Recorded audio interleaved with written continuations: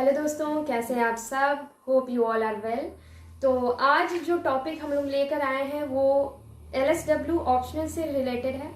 Factory act 1948 जो कि बहुत ही इम्पॉर्टेंट है और हर बार इससे एक सवाल जरूर आता है, या तो इसके डेफिनेशन से या फिर जो इसके इम्पॉर्टेंट प्रोविजंस हैं सबसे इंटरमिक्स्ड रहता है। तो आज हम लोग इसको थॉरली जानते हैं। चलिए शुरू करते हैं आज का एनालिसिस। स्टैंडिंग लेबर कमेटी की 9th मीटिंग में इसके लिए एक बिल प्रिपेयर किया गया था, जिसको 28 अगस्त 1947 को पास किया गया और प्रेसिडेंट का एसेंट मिला 23 सितंबर 1948 को, और ये पूरे देश में लागू हो गया 1 अप्रैल 1949 से।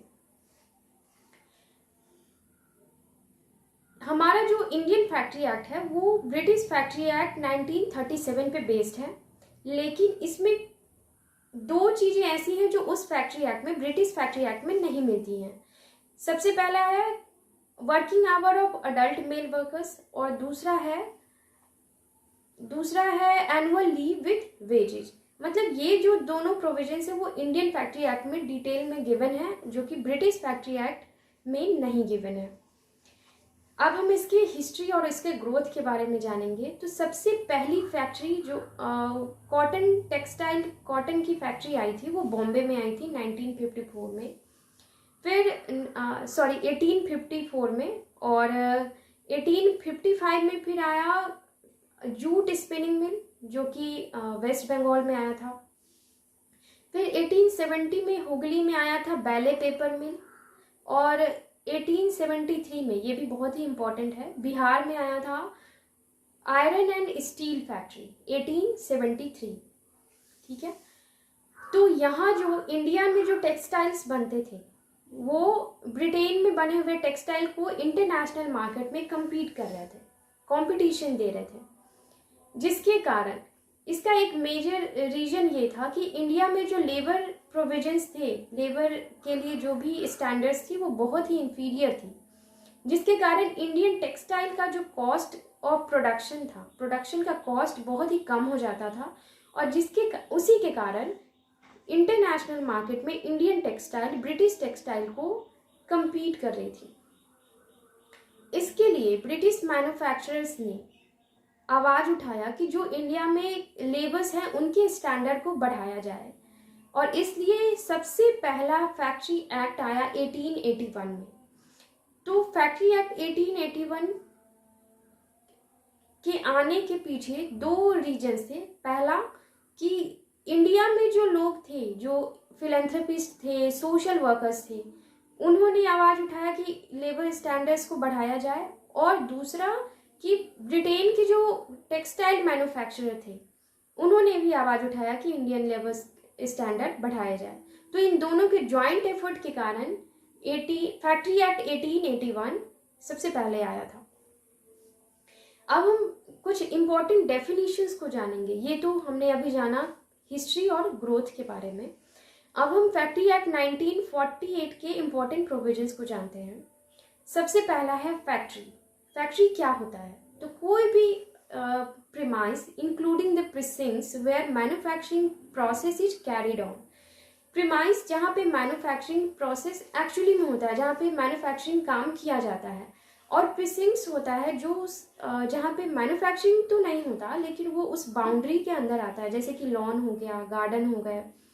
तो फैक्ट्री एक्ट के डेफिनेशन के अकॉर्डिंग न सिर्फ वहाँ वो जगह जहाँ पे मैन्युफैक्चरिंग किया जाता है, बल्कि वो जगह भी जहाँ पे मैन्युफैक्चरिंग नहीं हो रही है लेकिन उस बाउंड्री के अंदर है, वो सब फैक्ट्री के अंदर आएंगे।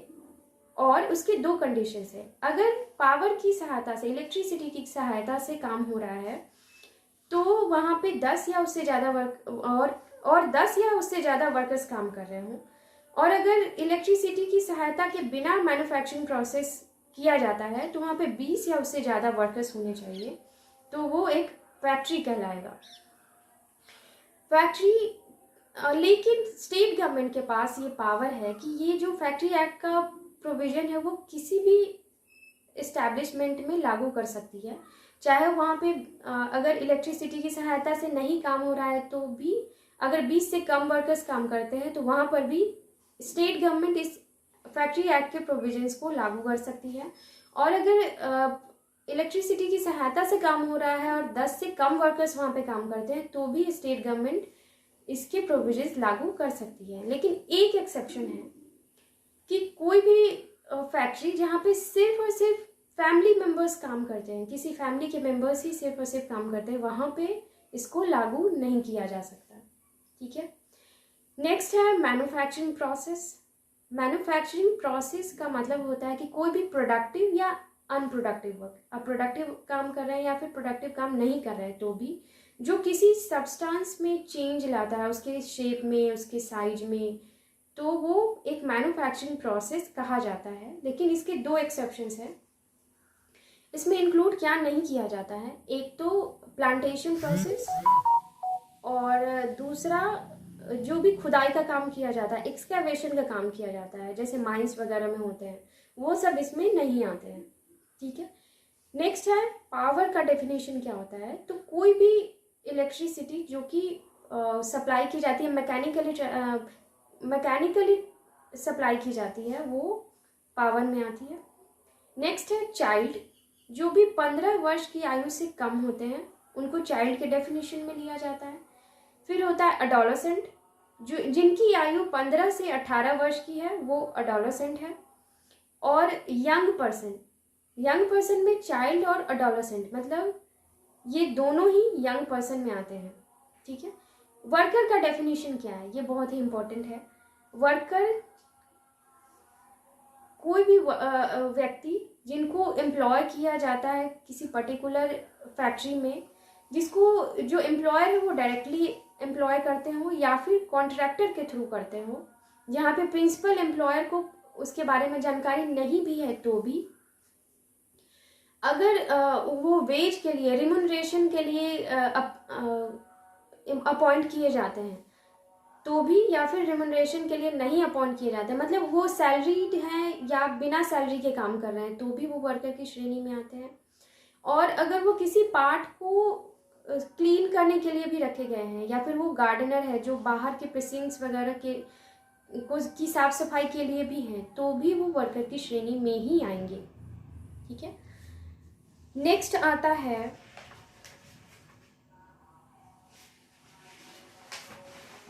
Hazardous process. हजार्डस प्रोसेस है कि कोई भी प्रोसेस जिससे वर्कर के हेल्थ पे इम्पैक्ट पड़ता हो या फिर जो एनवायरनमेंट है उस पे उसको पॉल्यूट करता हो तो वो प्रोसेस हजार्डस प्रोसेस में आता है। ठीक है। फिर है approval, licensing and registration of factories. ये काम किसके पास है, ये पावर है स्टेट गवर्नमेंट के पास। स्टेट गवर्नमेंट अप्रूवल करेगी, लाइसेंस देगी और रजिस्टर करेगी फैक्ट्रीज को। लेकिन अप्रूवल देने से पहले अगर कोई भी नई फैक्ट्री को इस्टेब्लिश करना है तो जो फैक्ट्री के ओनर होंगे वो अप्लाई करेंगे स्टेट गवर्नमेंट के पास, या फिर कोई भी फैक्ट्री जो एग्जिस्टिंग है वो अपने फैक्ट्री को एक्सटेंड करना चाहती है, उसके लिए भी उनको स्टेट गवर्नमेंट को अप्लाई करना होगा। स्टेट गवर्नमेंट अप्रूवल देने से पहले जो चीफ इंस्पेक्टर ऑफ फैक्ट्रीज हैं, फैक्ट्री के जो चीफ इंस्पेक्टर हैं, उनको साइट विजिट के लिए भेजेगी और साइट विजिट के बाद ही जो अप्रूवल है वो मिलेगा। तो अगर अप्रूवल मिल जाता है तो फिर वहाँ पे फैक्ट्री बना ली जाएगी। अगर डिनाई कर दिया जाता है कि नहीं यहाँ पे आप नहीं फैक्ट्री एस्टैब्लिश कर सकते, तो जो एम्प्लॉयर हैं, जो ओनर हैं, वो सेंट्रल गवर्नमेंट को अप्लाई कर सकते हैं विदिन 30 डेज, 30 दिन के भीतर सेंट्रल गवर्नमेंट को अप्लाई कर सकते हैं। और अगर 3 महीने तक ना ही अप्रूवल दिया गया और ना ही रिफ्यूजल दिया गया तो फिर 3 महीने, अगर 3 महीने तक ऐसा कुछ भी कोई नोटिस नहीं दिया जाता तो इसका मतलब ये होगा कि उनको अप्रूवल ग्रांट कर दिया गया है, ये मान लिया जाएगा कि अप्रूवल ग्रांट कर दिया गया है। फिर है इंस्पेक्टिंग स्टाफ, इसको अपॉइंट करती है स्टेट गवर्नमेंट। जो चीफ इंस्पेक्टर ऑफ फैक्ट्रीज हैं, फैक्ट्री के चीफ इंस्पेक्टर हैं, उनको स्टेट गवर्नमेंट अपॉइंट करती है और उनको पावर दिया जाता है कि वो पूरे स्टेट में वो इंस्पेक्शन कर सकते हैं। जितनी भी फैक्ट्रीज है पूरे स्टेट में, वो कहीं भी इंस्पेक्शन कर सकते हैं।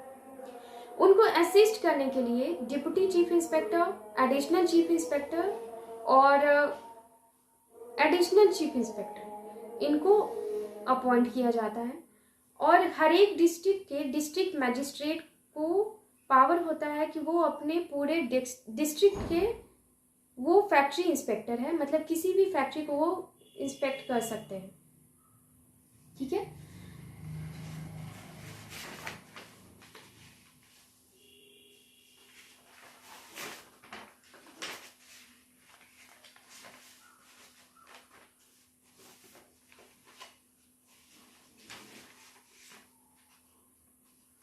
नेक्स्ट है health safety and welfare provisions, जो कि चैप्टर 3, 4 और 5 में दिया गया है।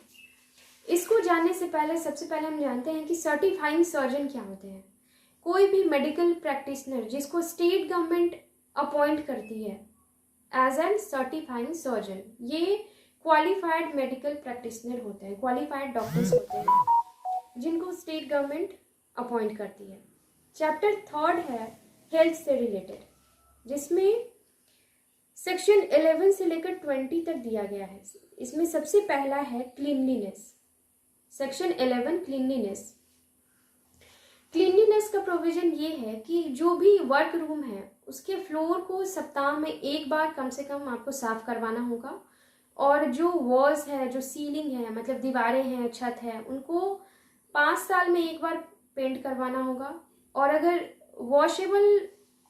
वॉशेबल वाटर पेंट से अगर पेंट करवाते हैं तो 3 साल में एक बार पेंट करवाना होगा। और जो खिड़कियां हैं, जो गेट हैं, उसको 5 साल में एक बार रीपेंट करवाना होगा। तो इसके जो जो इम्पोर्टेंट प्रोविजंस हैं उसको हम डिटेल में जानेंगे। नेक्स्ट है disposal of waste and effluent. जो भी वेस्ट है उसको सही तरीके से डिस्पोज किया जाना चाहिए।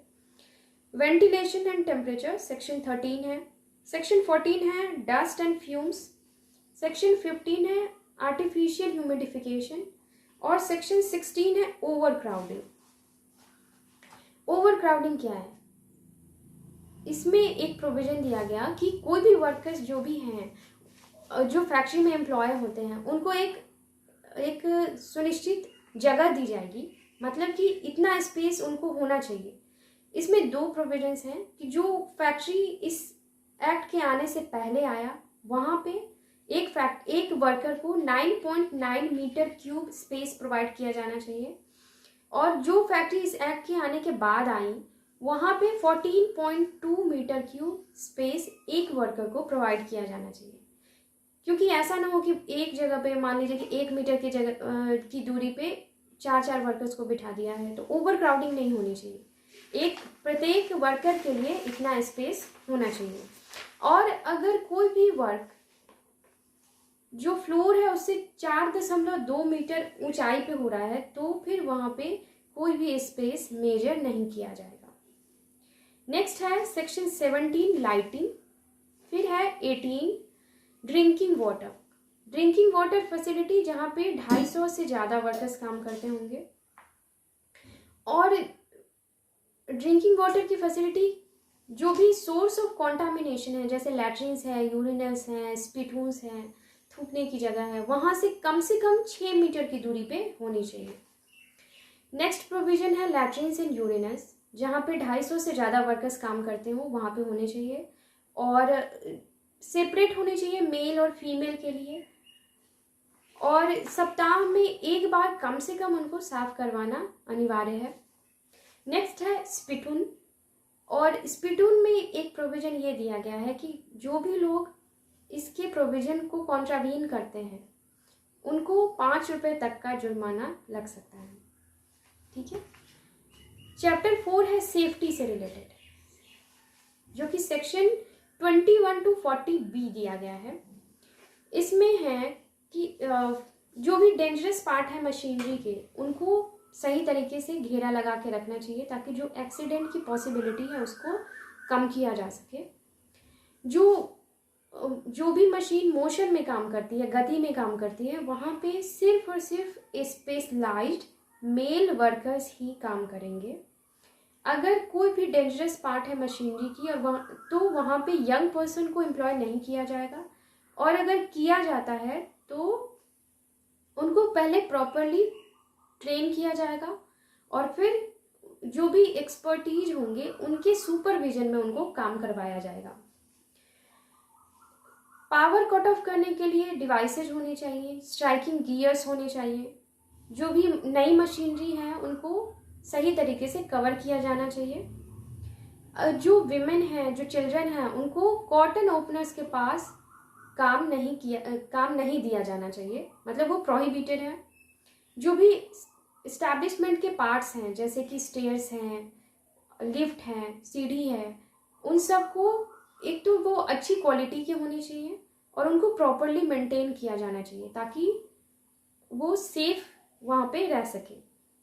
और अगर आँखों को कोई खतरा होता है, अगर ऐसा कोई रिस्क है आँखों के लिए, तो उनको सूटेबल गॉगल्स दीजिए या फिर इफेक्टिव स्क्रीन जिससे कि आँखों को बचाया जा सके। और अगर फायर से बचने के लिए वहाँ पे सेफ पैसेज होना चाहिए, फायर एक्सटिंग्विशर होना चाहिए और फायर अलार्म होने चाहिए, और जो भी इंटरनल या एक्सटर्नल जो भी फायर की घटना होने की चांसेज हैं उनको रोकने के पूरे साधन वहाँ पे मौजूद होने चाहिए। और पूरे इस्टेब्लिशमेंट को सही तरीके से सेफ कीपिंग रखा जाना चाहिए। ठीक है। सेफ्टी ऑफिसर सेक्शन 40B में दिया गया है सेफ्टी ऑफिसर। सेफ्टी ऑफिसर के लिए 2 प्रोविजंस हैं। पहला कि वहाँ पे 1000 या उससे ज़्यादा वर्कर्स काम करते हैं, और दूसरा कि जो भी प्रोसेस है वो हजारडस प्रोसेस हो जिससे कि हेल्थ को इम्पैक्ट हो, तो वहाँ पे एक सेफ्टी ऑफिसर की ज़रूरत होगी जिसको अपॉइंट करेंगे एम्प्लॉयर। और ये प्रोविज़न बाद में ऐड किया गया था। ये प्रोविज़न ऐड किया गया first national commission on labour 1969 के रिकमेंडेशन पे, और इसको 1976 में इसमें ऐड किया गया था बाय इंदिरा गांधी गवर्नमेंट।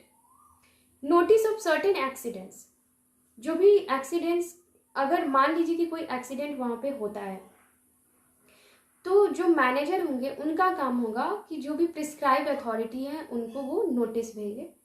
और कोई भी एक्सीडेंट जिससे कि बॉडीली इंजरी होती है या फिर कोई डेथ हो जाता है और जिसके कारण 48 आवर्स के लिए वहाँ पे काम रुक जाता है, तो ये मैनेजर नोटिस वहाँ पे भेजेंगे। और अगर डेथ के केस में अगर किसी की मृत्यु हो जाती है तो जो भी प्रिस्क्राइब्ड अथॉरिटी होगी उनका काम होगा कि 1 महीने के भीतर, नोटिस मिलने के 1 महीने के भीतर वो वहाँ पे इंक्वायरी करेंगे। और सेफ्टी और ऑक्यूपेशनल हेल्थ सर्वे किया जाएगा। एक सर्वे वहाँ पे होते रहना चाहिए जो सेफ्टी से रिलेटेड है, और वो करेंगे चीफ इंस्पेक्टर ऑफ फैक्ट्रीज या फिर गवर्नमेंट ऑफ इंडिया या directorate general of health services या फिर directorate general of factory advice service and labour institute. तो इन सब में से कोई भी एक वहाँ पे सर्वे कर सकती है कि वहाँ पे हेल्थ और सेफ्टी से रिलेटेड क्या प्रोविजंस हैं। ठीक है।